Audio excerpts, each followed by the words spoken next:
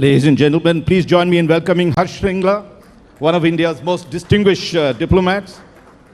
He served as India's Foreign Secretary, apart from being Ambassador to the United States for India and Thailand as well, and High Commissioner of Bangladesh. There's a whole long list. I'm not going to read that out but clearly one of India's most best-known diplomats. He does have a link, in some senses, to Sikkim. He says he's just a hill away. He comes from Darjeeling, and his parents do have some ancestry, I'm told, to Sikkim in particular. And one of the things that we're going to look at in this is looking at the geopolitical positioning of Sikkim. And it does have neighbors right across, whether Tibet, Bhutan, China sitting somewhere around that side. What is your sense of the importance of Sikkim, and how can it prosper because of this particular geopolitical positioning that it has?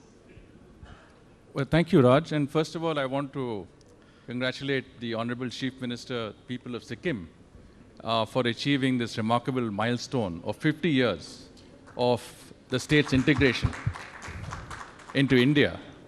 And that achievement is not measured by time alone. I think that achievement, as we have understood also from the first session that you had with the Honorable Chief Minister himself, that achievement is born out of real results that the state has achieved in those 50 years. I also want to thank the India Today group for actually hosting this conclave on this special occasion. I think it's very important to be able to project what are best practices in our country, and I think Sikkim is definitely a case study of the success of our federal system. Right. Coming to your question, of course, I think Sikkim is definitely on the geopolitical crossroads. It shares a border with China on its north and northeast. It also has a tri-junction with Bhutan and China on its east, and with Nepal and China on its west. So from a certain point of view, it's very, very much a part of the old trade routes that existed. It's also a part of the exchange of culture and ideas. And today, it is a vital link between mainland India and the northeast, because Sikkim is your sentinel in the Himalayas. Right. That Brilliantly put. Part of India that is so strategically important for maintaining contiguity between different parts of our country. So I think Sikkim is very well placed from that point of view, and Sikkim's success also, I think, can be linked in part to the fact that it is on this very important crossroads. I mean, you are at the point of trade, you're at the point of connectivity, you're at the point of infrastructure development, and you're at the point of, as I said, the exchange of cultures, ideas, and innovation. Now, if you look at Sikkim's export potential, and given the fact that you have the other seven sisters sitting over there, if Sikkim considers itself as the brother of these seven sisters, the northeastern states, and of course you've served in Bangladesh. Of course, our relations with Bangladesh ain't that good as when you were there, and we've actually had their chief administrator, whatever Mohammed Yunus calls himself, talk about landlocked northeast and the importance. How does Sikkim therefore provide the gateway, as you call it, for not only its own exports, but also funneling the northeastern states and becoming a conduit towards its growth and development? So there are two aspects to this. One, of course, is infrastructure development. And I think infrastructure development is linked to Sikkim's own strategic importance. I mean, the fact that you have a huge investment in recent years, and I think the Honorable Chief Minister referred to that, in terms of road construction, in terms of infrastructure by way of the railways, and I want to elaborate a bit more on that Sivok-Rangpo line, which is now coming up. You have an infrastructure in terms of airfields, infrastructure in terms of basically ensuring that the supply lines that are there from the rest of India into the Himalayas represented by Sikkim is kept intact. So that's one part of it. And Sikkim, I think, has benefited greatly from that investment in our strategic priority. Right. But the other is that the people of Sikkim, under very able leadership of the Honorable Chief Minister and the political leadership, has been able to institute unique, I would say, initiatives that have made Sikkim the most prosperous state in India in per capita terms. I mean, the Chief Minister spoke about 7 lakhs per capita income. Right. That's an extraordinary achievement considering that you're a state which is not only landlocked, but you're a small state which is also in the Himalayan region. And I do recall one of the chief ministers of Uttarakhand telling me, former chief minister, that unless a Himalayan area, a hilly area has with it a plains with it, it does not have commercial viability. And Sikkim has proved that that is not correct. Despite not having plains attached to the hilly terrain that Sikkim represents, it's been very successful. And why has it been successful? Right. It has instituted unique scheme like organic farming. I think Sikkim is one of the few states that is 100% organic. Pesticides and fertilizers are not allowed. Farmers are actually getting far more income because the state is organic. They have perfected the art of high altitude floriculture. They have instituted ecotourism and sustainable tourism, which is the backbone of Sikkim's economy.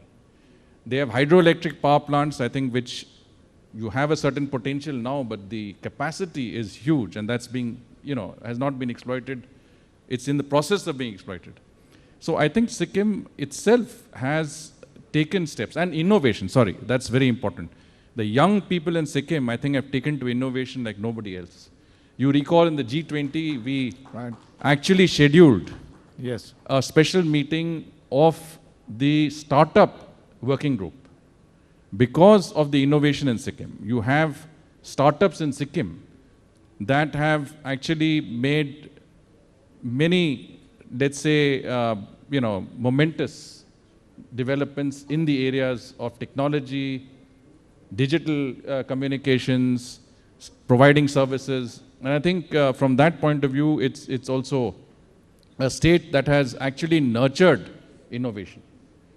And some of the innovators are also here, so I think that's a great thing. And let's not forget that VardhanShringla was also the chief coordinator of the G20. Is that the designation that was there?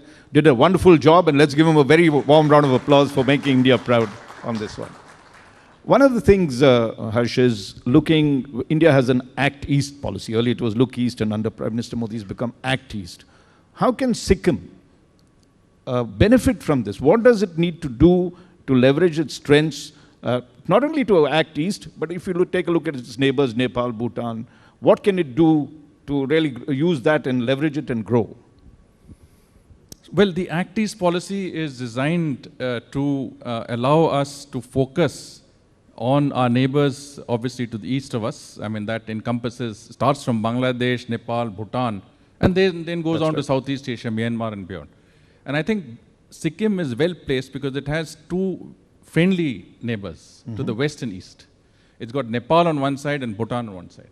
And what you have in terms of advantage is common linguistic, use. You have a common culture.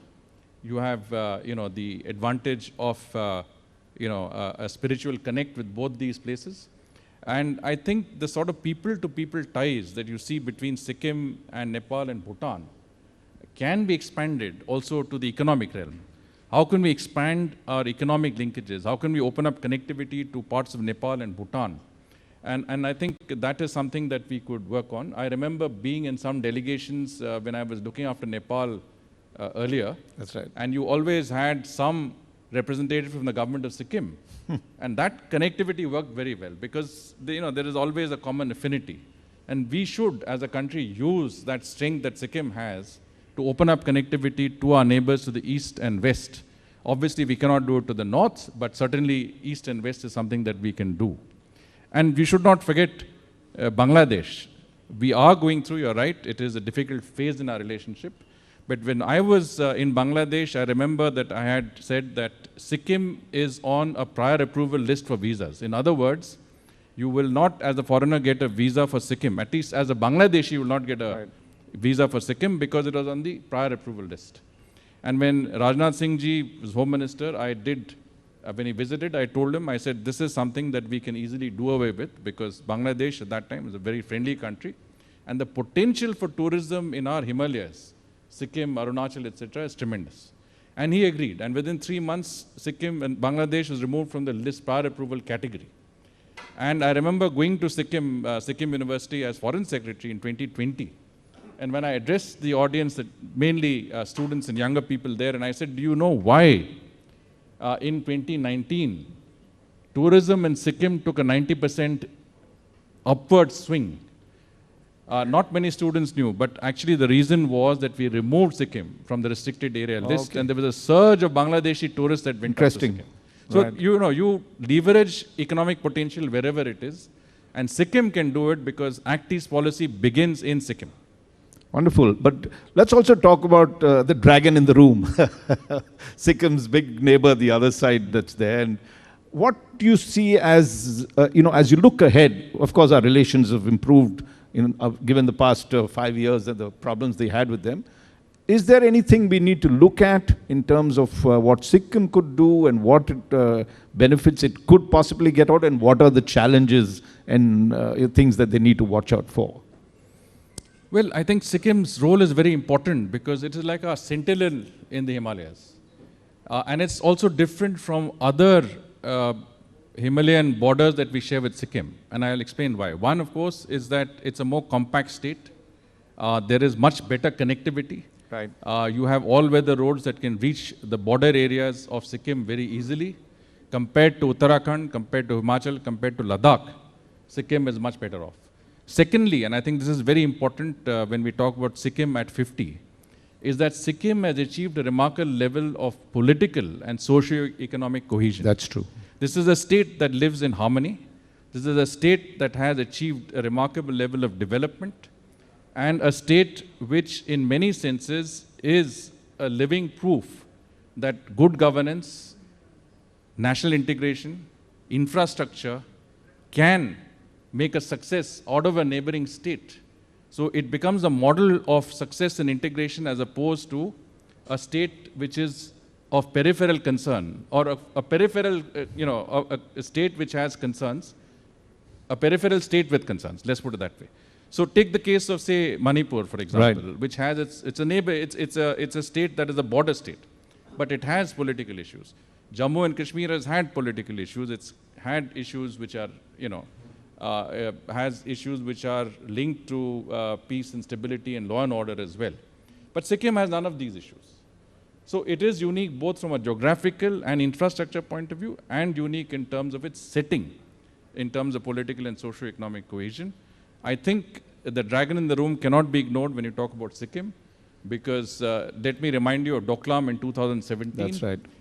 When we found that the Chinese were actually coming steadily south, in Bhutan, of course, but steadily approaching a point where it would have been a serious strategic issue for us. And that is the time that we had to intervene. Many of us here would recall there was a standoff.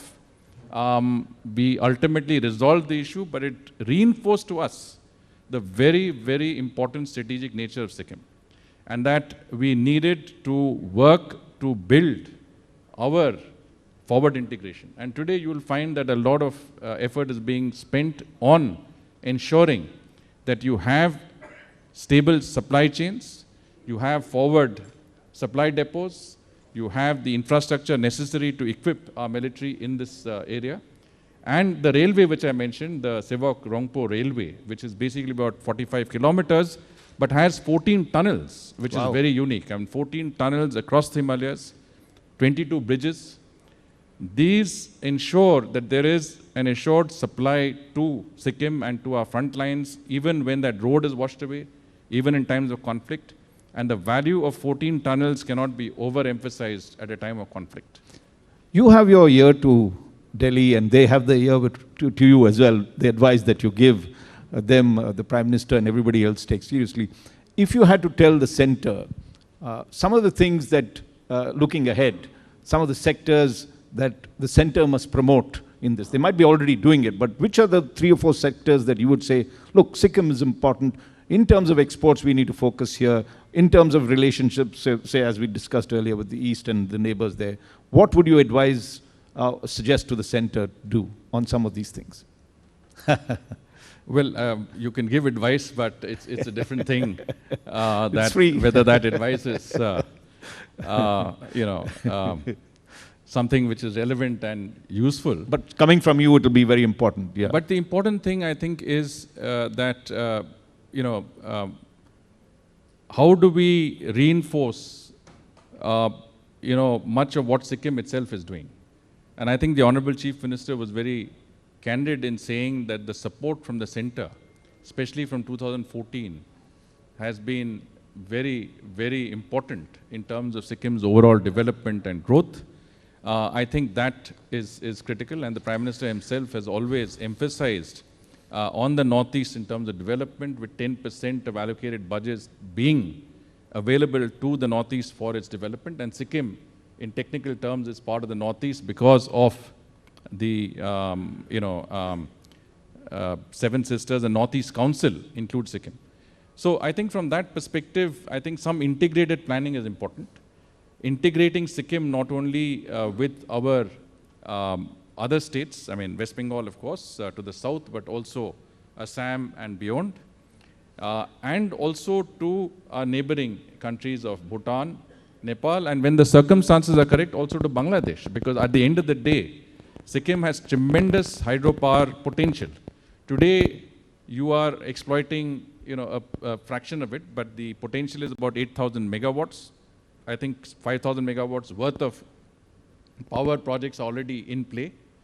And that surplus power that is generated by Sikkim can flow through Bangladesh into the rest of India, because not only is that a much shorter route, but also Bangladesh can buy your power in a manner that is going to be of benefit to Sikkim.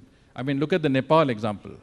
When Nepal produces hydroelectric power, which is today being supplied to Bihar and UP, and Nepal has benefited enormously from that, and our states bordering Nepal have benefited also because of the fact that they are getting green power at a very, very reasonable rate. And that power is also going to Bangladesh.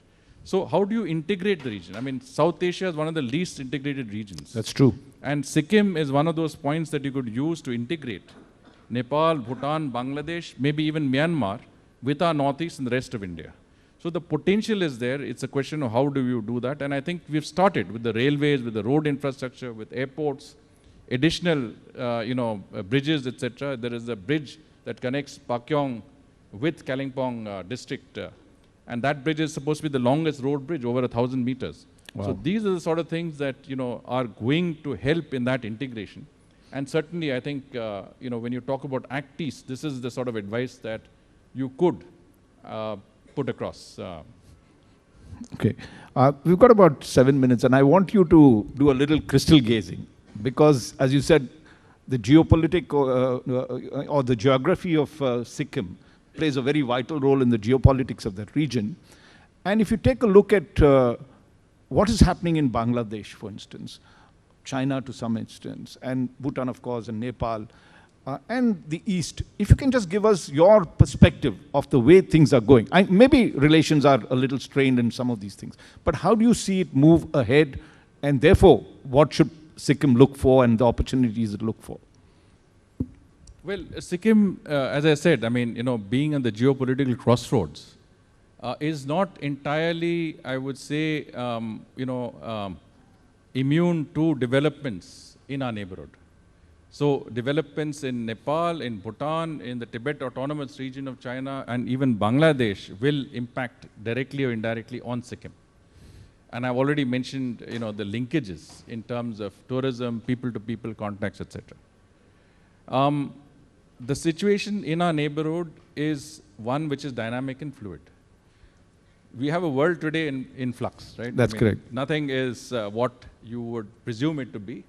And if I were to do some crystal gazing, I would probably get it wrong as to what would happen next. That's okay. Right? We were not recording it. I'm talking about right. On a global basis. That's right. And that same applies to our own neighborhood. Our neighborhood today, I think, is not the same it was even 10 years ago. There is an enormous change. The change basically is that the larger powers are also getting more and more involved in your neighborhood.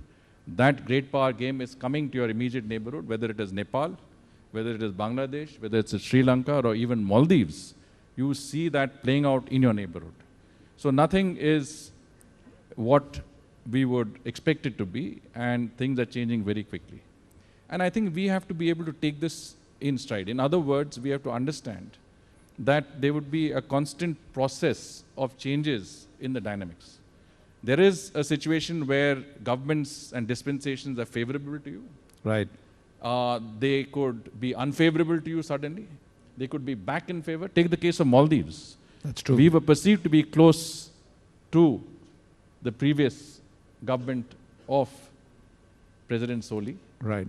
The next government that came on an anti-India, India outplank, led by Moizu. But today, that government is reasonably friendly towards us. That's true. So that dynamics can apply, and those dynamics, I think, are very important when you look at the neighborhood. The important thing for us is that foreign policy begins with your immediate neighborhood. That is why we call it neighborhood first policy. You cannot take your ball off your neighborhood. You need to focus on your neighborhood first, get it right first, and then get on with everything else that you have to work on. Since you're here, how do you see developments proceeding in Bangladesh? They've been sort of troubling for us in many senses. What do you think would be, what do we need to look ahead for? Some of the challenges as well as the perceptions you feel? Well, in Bangladesh, soon after the events that took place last year, in August last year, I'd written an op-ed piece in the Times of India in which I've said they've thrown the baby out of the bathwater. Right. So Good essentially, you have basically jettisoned an entire, let's say, ideology, a pro-liberation 1971 ideology, an ideology that believes in a secular constitution with a more harmonious, let's say, coexistence between the majority community and the minorities that are there in Bangladesh. Today, I think, through the guise of what is seen as a student movement, the Islamists have come to power in Bangladesh, and they are the ones who are controlling the entire situation behind the scenes. I think Professor Yunus is the face of that particular dispensation, but you have a serious issue in the fact that these Islamists have an agenda which is not the same as yours, or in other words, it could even be inimical to your core security interests. Now, how you work on that and how you deal with that is very important, because Bangladesh is far more important than we allow ourselves to think it is. Right. And we share a 4,000-kilometer border with Bangladesh, the longest border we have with any country. It neighbors 5 of our very important states, including northeastern states. When Bangladesh is in ferment, it could really have an adverse impact on us from the point of view of ideologies, radicalism, and also terrorism. It could be, even as some of our seditious fear, a third front, which I think is the last thing that you want at this point of time. So you have to work on getting that sorted out. Nothing is beyond redemption, as I said, because in our neighborhood, things change very quickly. We don't have to have the same status quo that we are seeing now, but it needs a very urgent and careful attention to ensure that our, let's say, very, very important point geographically and strategically is not compromised in any manner to our detriment. 1 minute left. Quick word about Nepal and Bhutan, the same sort of perception. Well, I mean, Nepal and Bhutan have been friendly states, traditionally friendly. We've had very, very special relationship with them that allows free movement of people, fairly free movement of goods. And I think in many senses, our countries, that's Nepal, Bhutan and India, are quite interlinked in many senses. People work in India, many of our people work in those countries. There is a lot of scope to, I think, continue relations as it is, but you have to find the synergies. I think that's very important. I mean, I think the real turning point in our relationship with Nepal is hydroelectric power. Earlier, our model was different. which meant the state intervened, you set up hydroelectric power, and that was the basis of our relationship with Bhutan. You set up the hydroelectric power, you bought the power, you paid Bhutan. That model did not work in Nepal. But there is a new paradigm, which is that our companies are investing in hydroelectric potential in Nepal. And we have today, we are already importing, I think, 1,500 megawatts, if not more, of power from Nepal. But we have, I think, already invested in 10,000 megawatts worth of power from Nepal. But think of it, if that investment were to fructify and we would be getting 10,000 megawatts of green energy from Nepal, what would it do for Nepal's budget?